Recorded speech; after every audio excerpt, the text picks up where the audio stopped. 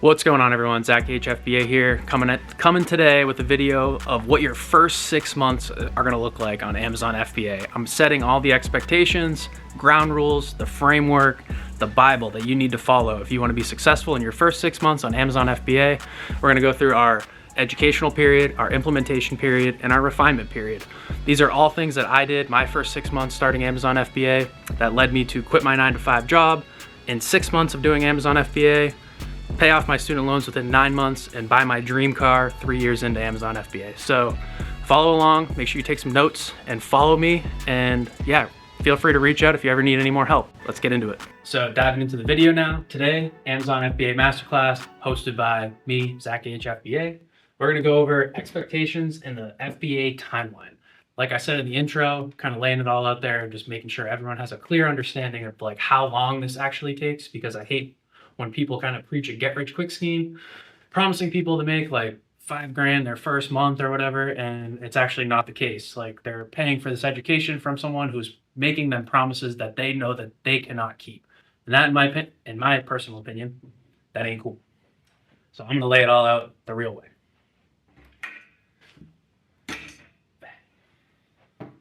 We're gonna start with our educational period.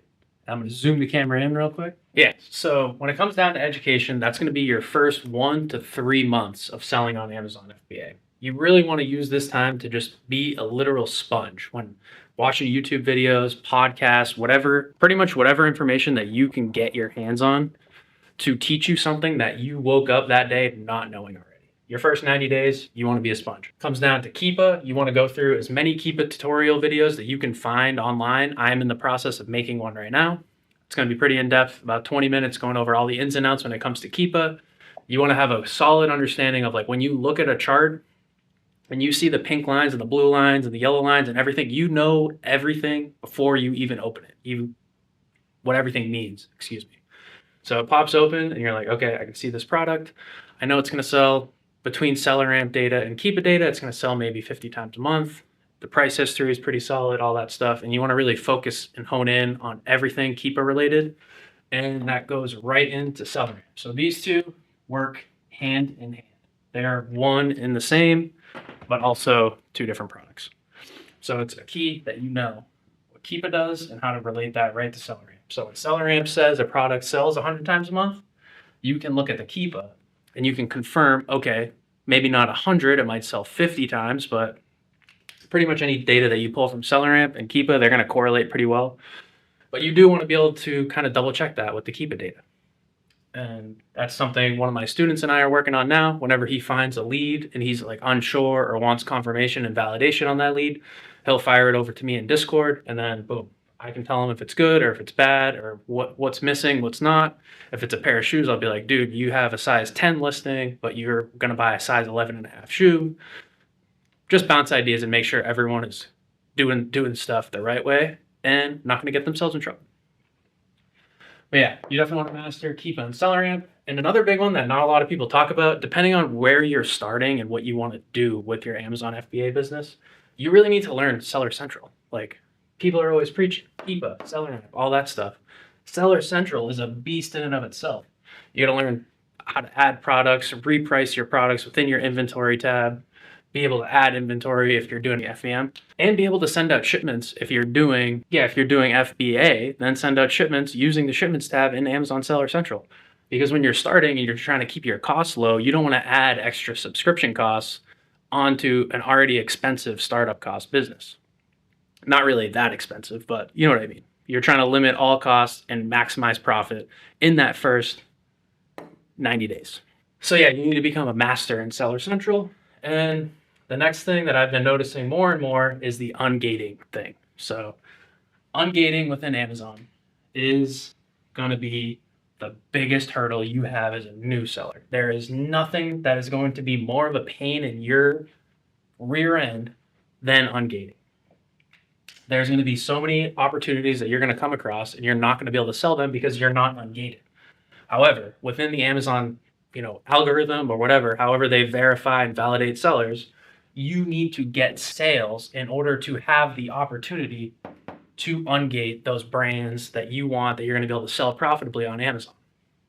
So pretty much what it comes down to is you need to sell what might not be as profitable and good for your business at the beginning to prove to Amazon that you're out there sourcing products appropriately and you're able to sell them and you're building up your reputation, your credit score and stuff.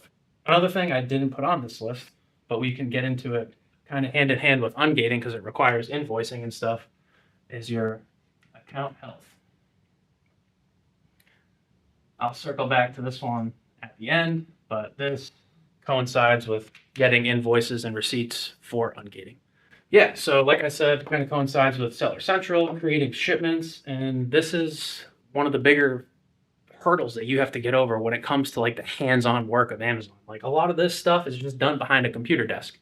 But when you get into FBA prep and creating shipments, that's when you're doing the dirty work. You're getting your hands dirty, you're buying boxes, tape, Rolo printers, or not thermal printers. You're just buying laser jet printers that you're printing FBA labels on. Highly recommend getting a Rolo printer. It's going to save you so much time. Rolo printers, they'll be linked in the description below. Buy a Rolo. It's well worth the investment. But yeah, you got to go out and you got to buy boxes, and you got to learn that when you create an FBA shipment, you can't send a box in that's over 25 inches in any dimension. So all the height, length, width, and height all have to be under 25 inches. And also the FBA shipment itself, the box can't weigh more than 50 pounds. So sometimes you got to get a little creative with how you package stuff. If it's a big, bulky, light item, you're kind of screwed because the 25 inches is going to take up a lot of space. You're not going to be able to send out that many units. But if it's a small, dense item, then you're going to be able to fit a lot. You're going to be able to pack a lot more into a smaller box, and it's going to weigh a little bit more, but it'll, save you money on shipping in the long run. So once you get those creating shipments and FBA prep mastered, you want to hit the reverse sourcing and storefront stocking hard. Reps and sets. That's all that matters when it comes to storefront stocking and reverse sourcing. You just need to continue to do it. Me now being in wholesale a little bit longer than I have been doing OA, I have been a little bit out of the OA sourcing game. However, I did do it for about 24 months total. So last week I jumped on and I went full-blown reverse source ninja. And I found like 3 leads over the course of an hour and a half. One of them would have required some ungating, but that's nothing that we can't get through here. If you are doing Amazon FBA, you need to have the constant will to just figure shit out. No matter what it is, you always have to be ready to figure stuff out. Because that's definitely like 90% of this business is just, oh crap, a problem came up. I need to figure this out. So yeah, storefront stock, reverse source, Keep a Product Finder is a big one. I'm going to probably do a whole entire video on how to use Keep a Product Finder. There's so many nuances to it, filters that you can change and all this stuff. And discount sites, cashback sites like Top Cashback, Rakuten, Retail Me Not, Coopert for the discounts, Card Bear for discount gift cards. This is going to be like how you really create your edge. You carve your edge into any product that you can find, really. If someone's selling it on Amazon and you see that it's like 10% profit at a retailer or something like that, you're like, oh man, like it's just not there yet. It needs a little bit more. We need like 10% more. I guarantee you with discount sites like Coopert, Rakuten, Top Cashback, and Card Bear, you can find that extra 10% and probably even more than that extra 10%. Yeah, so swinging down into account health. Account health is essentially, it's your Amazon credit score. It starts out at 200 and you can max out at 1,000. And it's generally like every 200 units you ship via FBA or FBM, your score is going to go up like 4 points. And if your volume slows down, then it goes down. And you know what I mean? It's kind of like ebbs and flows, just like a credit score. No one really has any idea why or how it's the number that it is, but it gets there somehow. But all I know, the more volume you do and the less problems that come up within your account health, that's going to jack your score way up to the moon. And your account health can be really determined based off of intellectual property complaints. I highly recommend, I'll link this in the description below as well, getting IP alert. That's going to let you know, along with Seller Amp, if there's ever been any IPs issued by a brand that you're currently sourcing. So like Yeti, for example. There has definitely been, I've sold a bunch of Yeti before, but there's definitely been an instance where I've opened up a listing and the IP alert lets me know like, hey, there's been IP complaints listed on Yeti before. But that's not to say that you can't sell it. You can really, by looking at the Keepa data and looking at the number of sellers on a listing, any severe drops from like whatever 5 to 10 sellers all the way down to like one in like the matter of a minute, like they all just go away. That tells you that they're not just selling out of the product, they are actually like they got booted from the listing. So there's ways to check and see if an IP alert or IP complaint is kind of like a risk that you're going to face on whatever listing you're selling. Another account health issue that's going to pop up relatively frequently, I guess, is inauthentic complaints. Customer receives an item and they say, hey, this marker is fake. I got a fake marker or a fake Nike shoe, or my Under Armour hat that you sent me is not real, it's fake. And you're going to have to supply invoices to Amazon via the account health portal, and just so that they can assure that you're buying from a legitimate place and you're not, sourcing from some sketchy warehouse in Pakistan or something like that. No offense to Pakistan, that was just an example that came to mind where fake products might come from. But all right, yeah, we're gonna mosey on over to the implementation side of things now. So, okay, now we're diving into the implementation period, which is your 3 to 6 month window.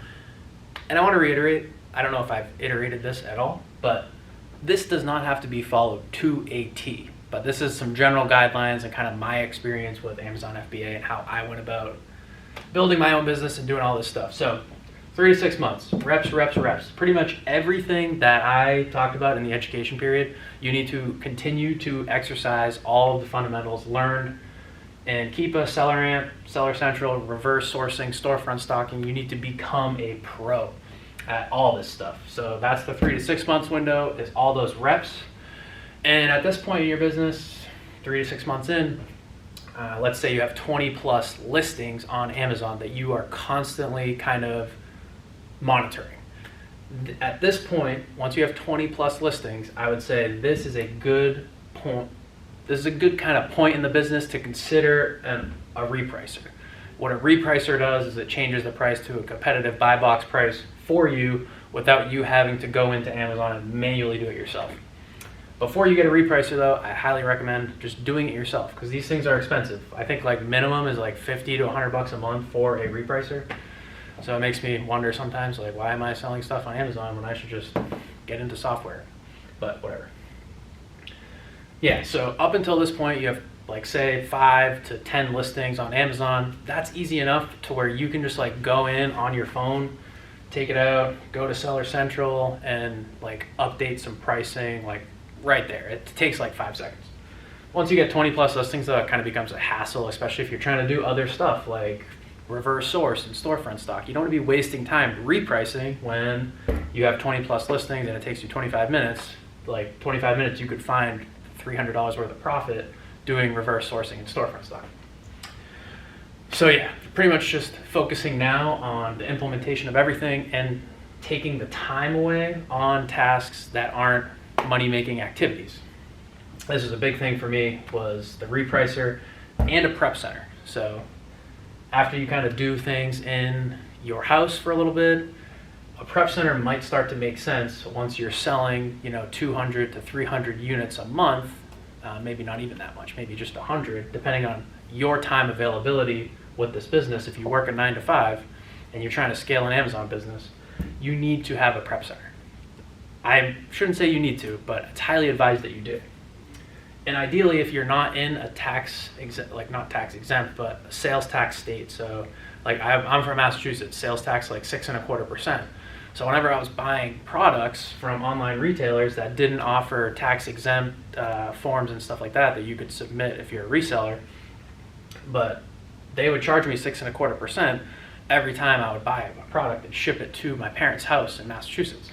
So that 6.25% on a product that's like $100, that's $6 right there. So you divide that by like 3 for products that are $30 to $50, and you're spending like $2 to $3 just in sales tax on a product anyway. So if you ship it to a prep center and you pay them $2 to $3 to prep that item, 1, you're still spending the $2 to $3, but 2, you don't have to do any of the work. You just upload it to an Excel sheet or a warehouse management software, whatever the prep center might use, and boom, you're done. You buy the product, ship it to the warehouse. If they have any problems with it, they contact you directly through whatever communication channels that they offer. And we also do own a prep center. I'm currently standing in it, so we use the warehouse for our own products and for other folks' products as well. And hiring VAs to help you source or do some administrative tasks. I would definitely recommend a sourcing VA at this point. I think if you're looking to kind of really expand and grow this business to like 5K per month profit, that's what I keep saying, like, aim to just replace your 9-to-5 income or whatever monthly income that you make. And if that's like $3,000 to $5,000, you want to make that doing Amazon. And it is more than possible. There's so much opportunity out there. But if you can train a VA to help you source, and ideally you go to onlinejobs.ph, you post a good job listing, kind of have them do a couple tasks in order to land an interview with you, just to make sure that they're not just like a bot out there trying to get as many interviews as possible. Add a little in order to be eligible for an interview, you need to make an Excel spreadsheet and do this, and that. Give them a couple tasks to do, just to kind of filter out some people that might not be as serious as other folks are. But we have certainly hired some fantastic VAs over the years. There's 3 of them off the top of my head that they are absolute rock stars, great human beings. One of them sadly left to become a doctor in the Philippines, but the guy was a rock star. And I really enjoyed talking to them and helping them out. So there is definitely some good, rewarding feelings to being able to work with people who are from countries that are less fortunate than we are in America.